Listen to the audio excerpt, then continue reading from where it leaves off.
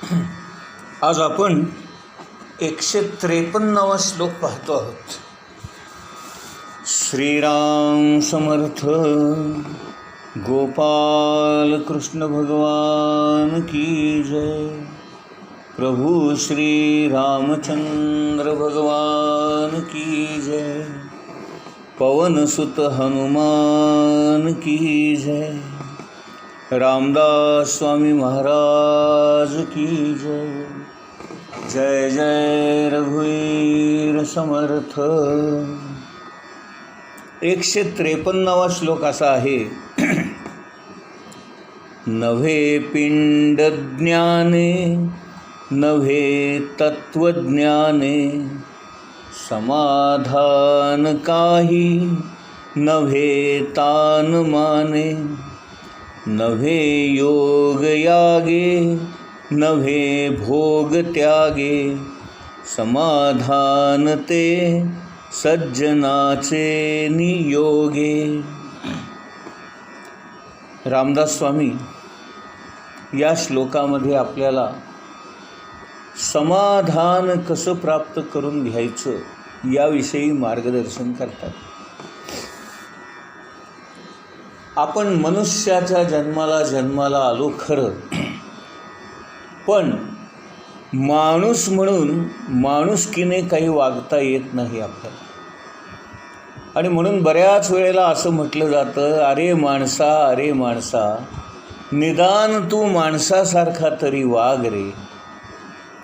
देव बनणे या गोष्टी नंतरच्या आहेत.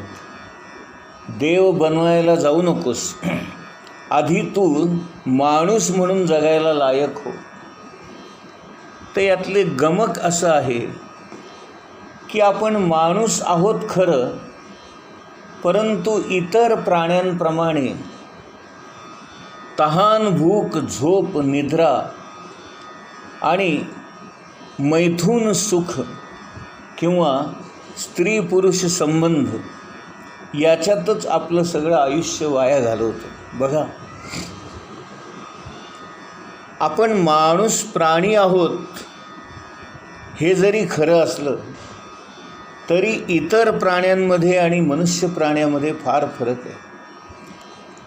मनुष्याचा हा देह भगवंताच्या प्राप्तीसाठी आहे आणि भगवंताची प्राप्ती करण्यासाठी, भक्ती करण्यासाठी, ज्ञान मिळवण्यासाठी, कष्ट करण्यासाठी आणि धर्म अर्थ काम मोक्ष या 4 पुरुषार्थांची प्राप्ती करण्यासाठी हा मानवी देह दिलेला आहे. आणि आपण धर्माने वागणं या गोष्टी तितक्याशा पाळतच नाही. आपण सगळं धर्मबाह्यच वर्तन करतो. जे धर्माने निषिद्ध म्हणून सांगितलेलं आहे त्याच गोष्टी आपण करतो. अर्थ आणि काम हे 2च पुरुषार्थ खऱ्या अर्थाने आपण आपल्या आयुष्यामध्ये आचरणात आणतो. अर्थ याचा अर्थ पैसा मिळवणे आणि काम याचा अर्थ मनातल्या इच्छा वासना यांची तृप्ती करणे. म्हणून मानवी जीवनाकडे जर आपण सर्वसाधारण नजरेने पाहिले तर सर्व माणसं आपल्याला पैशाच्या मागे धावताना आणि पैशाने विकत घेता येतील अशी सुख प्राप्त करून घेताना आणि आपल्या मनातल्या इच्छा कामना अपेक्षा यांची पूर्तता करताना आढळतात. म्हणजे प्रत्यक्ष जीवनामध्ये आपण अर्थ आणि काम याच 2 गोष्टी करत असतो. धर्माबद्दल आपण अनभिज्ञ असतो किंवा आपल्याला काही माहीतच नसतं, किंवा धर्म हा जणू काही आपल्यासाठी नाहीच अशा आपण याच्यामध्ये वावरत असतो थाटामध्ये. आणि मोक्षाच्या कल्पना किंवा मोक्ष या गोष्टी आपल्याला माहीतच नसल्यामुळे त्याच्याबद्दलच्या कल्पना किंवा त्याचे विचार आपल्या मनात येऊ सुद्धा शकत नाही. आणि जर आपण बारकाईने पाहिलं तर आयुष्यभर आपण आपल्या पोट भरण्याचीच काळजी करत असतो. आणि पोट भरून अन्न वस्त्र निवारा आणि माझ्या मनातल्या काम इच्छा पूर्ण झाल्या की मला जीवनामध्ये हायसं वाटतं किंवा मी बरंच काही केलंय असं वाटतं. पण इतकी सगळी धावाधाव करून आपण पोट भरण्यासाठी आणि इतर शारीरिक सुखासाठी धडपड करून सुद्धा आपल्या वाट्याला सुख आणि समाधान येत नाही. आयुष्यभर आपण सुखाचा शोध घेत असतो, समाधान प्राप्त करून घेण्याचा प्रयत्न करत असतो, परंतु आपल्या वाट्याला दुःख आणि काळजी, चिंता याच गोष्टी येतात. मग आता हे समाधान कसं प्राप्त होईल, कुठं प्राप्त होईल, काय केलं म्हणजे प्राप्त होईल, याचं मार्गदर्शन इथे रामदास स्वामी आपल्याला या श्लोकात करतात. ते म्हणतात, नव्हे पिंड ज्ञाने. पिंड ज्ञान म्हणजे आपल्या शरीराबद्दलचं ज्ञान. म्हणजे माझं शरीर कसं आहे, त्याचे गुण कसे आहेत, त्याची वृत्ती कशी आहे, माझं मन कसं आहे, नाही का, माझ्या शरीराला काय गरजा आहेत, मला काय हवं आहे, काय नको आहे. म्हणजे आपण आपल्या शरीराबद्दल जाणून घेणं याला पिंड ज्ञान म्हणतात. नव्हे पिंड ज्ञाने नव्हे तत्त्वज्ञाने. तत्त्वज्ञान म्हणजे भगवंताविषयी किंवा सद्वस्तूविषयी ज्ञान प्राप्त करून घेणे. मुळात आपल्याला सद्वस्तू कशी आहे, काय आहे हेच माहीत नसल्यामुळे आणि तो सहजासहजी आपल्या वाट्याला येत नसल्यामुळे किंवा आपली झेप त्याच्यापर्यंत पोहोचू शकत नसल्यामुळे तत्त्वज्ञान प्राप्त करून घेणं हे काही आपल्याच्याने शक्य होत नाही. म्हणून रामदास स्वामी म्हणतायत, नव्हे तत्त्वज्ञाने नव्हे पिंड ज्ञाने, समाधान काही नव्हे तानमाने. तानमान म्हणजे एखादी कला, नाही का, एखादा छंद, एखादी आवड, ती आपण जोपासणं. आता तानमान याचा अर्थ संगीत, नृत्य, नाट्य ह्या कला आहेत सगळ्या. वाद्यवादन, गायन, या सर्व कला आपण एक छंद म्हणून जोपासतो. आणि या कला जोपासत असताना, कलेची साधना करत असताना आपल्याला थोडा वेळ का होईना आपल्या देहाचं भान हरपतं, देहभान विसरतो. परंतु देहभान विसरणे म्हणजे समाधी नव्हे, आणि समाधी प्राप्त करून घेणे म्हणजे भगवंत प्राप्त झाला असं नव्हे. आणि म्हणून या गोष्टी तशा अर्थाने अर्धवटच ठरतात. मानवी जीवनामध्ये ज्ञान आणि कला यांना जरी महत्त्व असलं आणि सद्वस्तू किंवा ही आत्मवस्तू सच्चिदानंद स्वरूप असल्यामुळे, नाही का, चित्त म्हणजे ज्ञान आणि आनंद म्हणजे कला, या अर्थाने त्या भगवंताजवळ ज्ञानही असतं आणि कलाही असतात. आणि त्या समजून घेण्याचा, प्राप्त करण्याचा जरी आपण प्रयत्न केला तरी आपण थोडंफार समाधान मिळवू शकतो. परंतु अज्ञान आणि दुःख आपल्याला पुन्हा त्या अवस्थेतून खाली ओढतं. आपल्याला काही पूर्ण ज्ञान त्यांनी प्राप्त होऊ शकत नाही किंवा पूर्ण समाधान, पूर्ण आनंद प्राप्त होऊ शकत नाही. क्षणिक आनंद मिळतो, क्षणिक सुख मिळतं, क्षणिक समाधान मिळतं, हे मात्र आहे.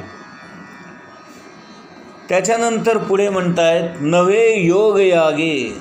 योगाभ्यास करून यम, नियम, आसन, प्राणायाम, प्रत्याहार, धारणा, समाधी, ध्यान या सगळ्या अष्टांग योगाच्या 8 पायऱ्या आपण पार करून जरी आपण समाधी अवस्थेपर्यंत पोहोचलो तरी देखील समाधी अवस्थेमध्ये जोपर्यंत आपण असतो तोपर्यंतच आपल्याला देहाचं आणि जगाचं भान नसतं. पण एकदा का आपण त्या समाधीतून खाली आलो किंवा समाधीतून जागृत अवस्थेमध्ये आलो की पुन्हा आपण दुःखाच्या खाईमध्ये लोटले जातो. आणि म्हणून समाधान ही अवस्था ती समाधी आहे तोपर्यंतच शिल्लक राहते. यज्ञयागाचं तसंच आहे. आजकाल यज्ञयाग करणं हे अति कठीण झालेलं आहे. आणि यज्ञयाग करताना शरीराची शुद्धता, मनाची शुद्धता, आचरण शुद्धता या सगळ्या गोष्टी जपणं, ते पावित्र्य जपणं, ती शुचिरभूतता जपणं आपल्याच्याने आजकाल शक्य होत नाही. सगळ्याच गोष्टी अपवित्र आणि भेसळयुक्त असल्यामुळे, सगळ्याच गोष्टींमध्ये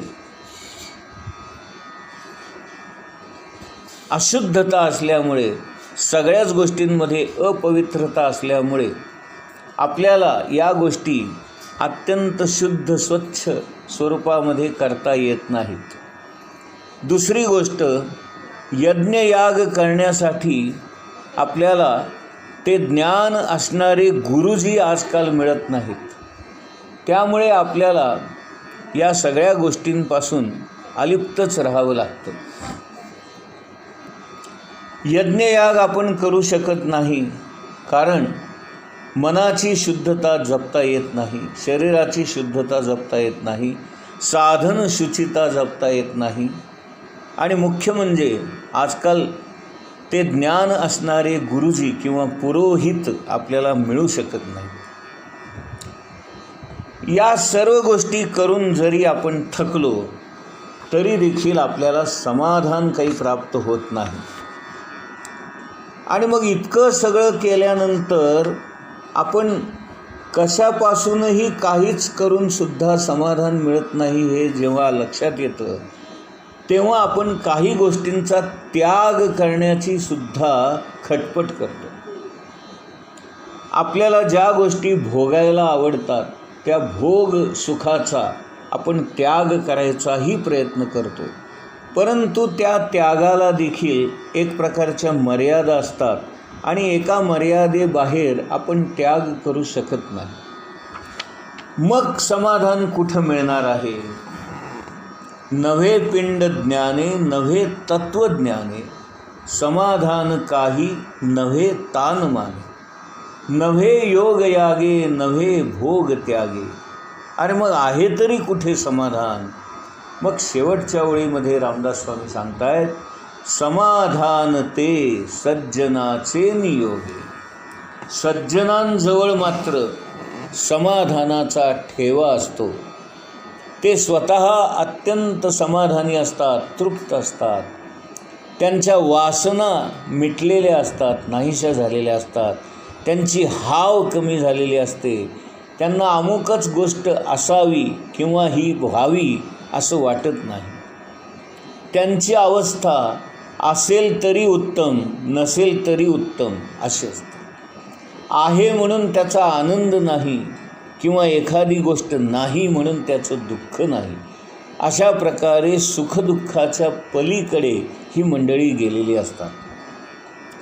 आणि ज्यांच्या अपेक्षाच संपलेल्या असतात तीच माणसं समाधानामध्ये राहू शकतात. आणि म्हणून संतांच्या संगतीमध्येच आपल्याला खऱ्या अर्थाने समाधान मिळू शकतं. म्हणून रामदास स्वामी म्हणतात, संत समागम करा, संतांच्या सहवासात राहा. कारण त्यांच्या साऱ्या इच्छा, आकांक्षा, अपेक्षा, वासना, हवं नको पण अमुक एक व्हावं, अमुक एक होऊ नये, या सगळ्या गोष्टी नाहीशा झालेल्या असतात. आणि म्हणून ते समाधानी असतात. आणि अशा समाधानी पुरुषांच्या जवळ आपण गेलो म्हणजे त्यांचा तो समाधानाचा गुण आपल्यालाही प्राप्त होतो. आणि असेल त्यात समाधान ही भावना आपली निर्माण होते. त्यामुळे आनंद मिळतो आणि मनातला आनंद समाधानाने उफाळून वर येतो. आनंद इतका शक्तिमान असतो की या संतांच्या सहवासात राहणाऱ्या साऱ्याच व्यक्तींना तो आनंद प्राप्त होतो. देहबुद्धीच्या भूमिकेवर राहून देखील आनंद भोगायची जर आपली इच्छा असेल तर संतांचा समागम करावा, संतांच्या सहवासात राहावं, सत्संगतीमध्ये राहावं आणि अशा लोकांच्या सहवासात राहावं की जे स्वतः समाधानी आहेत. जे स्वतः समाधानी आहेत तेच इतरांना समाधान देऊ शकतात. जे स्वतः आनंदी आहेत तेच इतरांना आनंद देऊ शकतात. जे स्वतः ज्ञानी आहेत तेच इतरांना ज्ञान देऊ शकतात. आणि म्हणून ज्ञान, आनंद, समाधान आणि चैतन्य या सगळ्या गोष्टी संतांपाशी असतात. आणि म्हणून आपण नेहमी संत सज्जनांच्या सहवासात राहिलं पाहिजे, सुसंगतीमध्ये राहिलं पाहिजे, सत्संगामध्ये राहिलं पाहिजे. अशा अर्थाने रामदास स्वामी आपल्याला या श्लोकातून मार्गदर्शन करतात. जय जय रघुवीर समर्थ.